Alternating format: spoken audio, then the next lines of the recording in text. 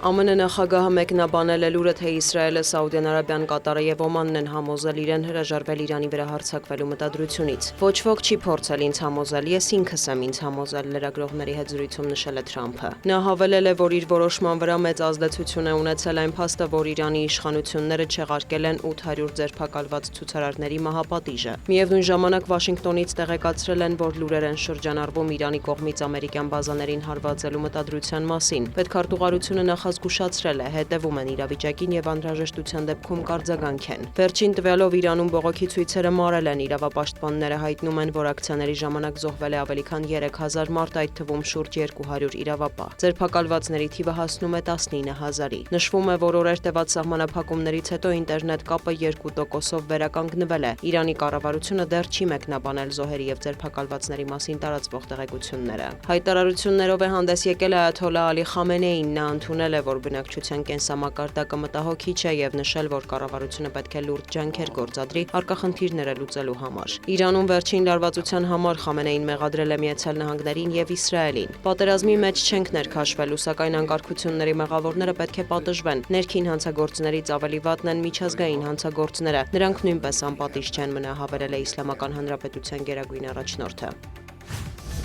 Ռուսական հարվածների հետևանքով Ուկրաինայում էներգետիկ ճգնաժամի ֆոնին Կիևի քաղաքապետը կրկին կոչ է արել բնակիչներին ըստ հնարավորության լքել մայրաքաղաքը։ Սա առաջին դեպքն է, որ նման ուժեղ ցրտերի պայմաններում քաղաքի մեծ մասը մնացել է առանց ջեռուցման եւ էլեկտրաէներգիայի մտահոգություն է հայտնել Վիտալի Կլիչկոն։ Նրա խոսքով իշխանությունները բացել են մոտ 1300 ջեռուցման կետ, աշխատում են լոկալ ջեռուցման կայաններ տեղադրելու ուղղությամբ։ Ավելի վաղ Վոլոդիմիր Զելենսկին հայտարարել էր, որ ռուսական հարվածների հետևանքով ուկրաինացիները 20-ից 30 ժամ մնում են առանց էլեկտրականության։ Նա տեղեկացրել է, որ աշխատում են դաշնակիցների հետ ուժեղացնելու երկրի հոբ համակարգը եւ արագացնելու էլեկտրաէներգիայի ներմուծումը։ Շարունակվում են նաեւ հակամարտության կարգավորման դիվանագիտական ջանքերը։ Ուկրաինական պատվիրակությունը մեկնել է Միացյալ Նահանգներ հանդիպելու Սպիտակ տան ներկայացուցիչների հետ։ Զուգահեռ ատոմային էներգիայի միջազգային գործակալությունը հայտարարել է, որ Ռուսաստանն ու Ուկրաինան համաձայնել են ժամանակավոր հրադադար հաստատել Զապորոժիեի ԱԵԿ-ի շրջանում կայանի մոտակայքում վնասված էլեկտրացանցերը վերականգնելու համար։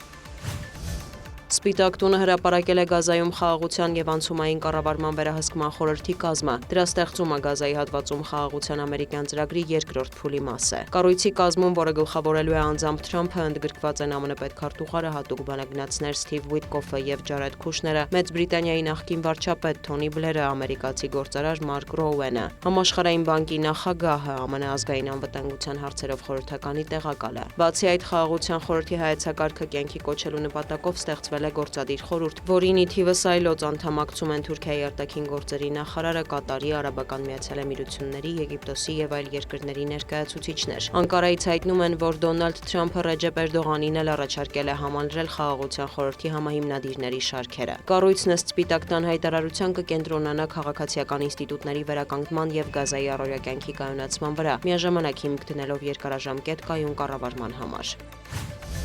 Սիրիայի նախագահը երկրի ազգությամբ քուրդ քաղաքացիների մասին հրամանագիր է ստորագրել, որում ընդգծվում է քրդերի մշակութային եւ լեզվական ինքնությունը։ Ուշադրություն է հրավիրվում նրանց իրավունքների ապահովման գործում պետության դերի եւ պատասխանատվության վրա։ Փաստաթղթի համաձայն քուրդ քաղաքացիներին երաշխավորվում է իրենց մշակութային ժառանգությունը, արվեստը պահպանելու եւ մայրենի լեզուն ազգային ինքնիշխանության շրջանակում զարգացնելու իրավունքը։ Քրդերենն էլ ճանաչվում է որպես ազգային լեզու։ Քուրդ բնակչության զգալի մասնաբաժին ունեցող շրջաններում թույլատրվում է այն դասավանդել պետական եւ մասնավոր դպրոցներում։ Սիրիայի տարածքում բնակվող քրդական ծագում ունեցող բոլոր քաղաքացիներին, ներառյալ նրանց, ովքեր գրանցում չունեն, տրվում է Սիրիայի քաղաքացիություն։ Նախագահի հրամանագրով էթնիկ կամ լեզվական հիմքով ցանկացած խտրականություն եւ մեկուսացում արգելվում է օրենքով։ Զուգահեռ տեղեկություններ կան, որ սիրիական բանակը գործողություններ է իրականացնում որոշ բնակավայրերում, որտեղ դեռ կան քրդական զինված ուժեր։ ԱՄՆ նախագահը հայտարարել է, որ կարող է մաքսատուրքեր սահմանել այն երկրների նկատմամբ, որոնք կփորձեն խանգարել Գրենլանդիան Միացյալ Նահանգներին միացնելու իր ծրագրին։ Ավելի վաղ նա համոզմունք էր հայտնել, որ եթե Միացյալ Նահանգները չվերահսկի կղզին, ապա դա կանեն Ռուսաստանը կամ Չինաստանը։ Գրենլանդիայի իշխանությունը դեմ է արտահայտվել Միացյալ Նահանգներին միանալու հեռանկարին, նախընտրելով մնալ Դանիայի թագավորության կազմում։ Գրենլանդիա եվրոպացի զինվորականներ են ուղարկվել։ Դանիայի եւ Գրենլանդիայի պատվիրակություններն էլ հանդիպել են ԱՄՆ փոխնախագահի եւ պետքարտուղարի հետ։ Դանիական կողմը տեղեկացրել է, որ չի հաջողվել համոզել Վաշինգտոնին հրաժարվել Գրենլանդիայի նկատմամբ վերահսկողություն հաստատելու ծրագրերից։ Այս ֆոնին Դանիայում ցույցեր են ակցիայի մասնակիցները պահանջում են հարգել գրենլանդացիների ինքնորոշման իրավունքը։ Դիանա Գասպարյան, լուրեր։